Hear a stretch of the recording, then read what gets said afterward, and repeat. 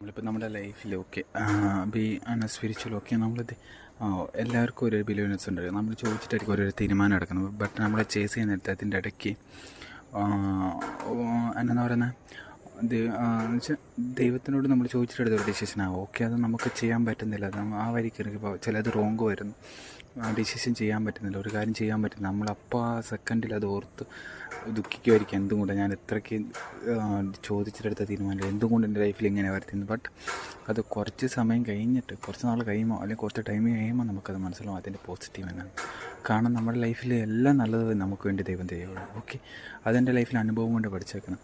ചില കാര്യം ഞാൻ വിചാരിച്ചു ഇത് എന്തിന് ഇത്രയും ചെയ്തിട്ട് എന്തുകൊണ്ട് എനിക്ക് ഇങ്ങനെ വരുത്തി.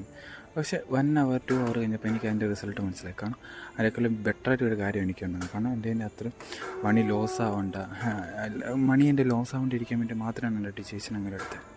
Okay, learn from the day.